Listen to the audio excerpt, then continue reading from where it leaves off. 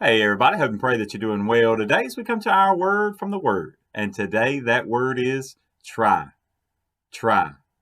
Now, if you join us at all during our Job study, and even then some on Sunday mornings through different sermons, we've talked about, or you figured out that I'm kind of a science geek on some of those things, especially right now with the new James Webb telescope and looking out.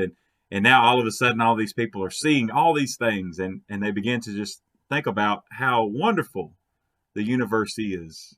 Well, the thing is that Scripture has told us from the beginning just how wonderful and beautiful it is, and even to think about all that we see that God just spoke it into existence. And I love how the psalmist puts it today. So as we're going through the Psalms today in Psalm chapter 8, we could go to verse 2, and you see it says, out of the mouths of children, right? Where we get it from the mouths of babes, how things are spoken. But I love even just as much this portion right here, just verses 3 and 4 today of Psalm chapter 8.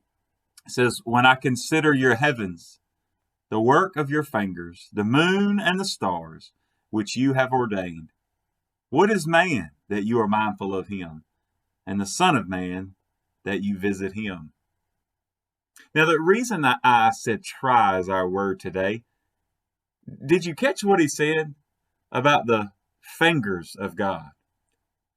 Never really thought about it this way, but have you ever just thought about what you would make with your fingers? I mean, it's a lot of times we think about like pottery or even like Play-Doh if we want to go back to when we were kids or even big kids. And you think about what you could do with your fingers, right? Just your fingers, not even your whole hand, just something you could make very simply with your fingers. That's kind of the analogy that the psalmist is giving us to look at all of creation, to say, okay, well, that's the way that the best thing that we can see. I mean, he's talking about the moon and the stars, and for us, the stars seem tiny from where we are. They seem insignificant from where we are. But when you would get up close to them and realize the sheer size of them, it would really help us to understand the sheer insignificance of you and I in the grand scheme of things, or in the grand scale of things, maybe is a better word. But he says, with the same God that made all those things that we see and we can't even really begin to understand, he made those with his fingers. Just barely. I mean, like just something that easy. But I love how we were made in the image of God. I love how he spoke everything to an existence, but when it came to man, made us with his hands. He put us together. He formed us. Even as Psalm 139 speaks of, and even Jeremiah that we talked about Sunday, that says, look, but I formed you in the womb. We have a divine creator. And the reason I still say this word try is I want us to think about the way that he's writing this, and he says, look, I wish y'all would just try to understand God. I wish you would just try to begin to comprehend what God is capable of. But then he goes just a little bit further. He says, I wonder if you ever tried to think about the fact that the same God who created all those things with such ease, I don't want to say with such little effort, because it just didn't require any of him because he's God. That's the same God who's mindful of you and I. The same God that wants us to cry out to him and cast our cares upon him.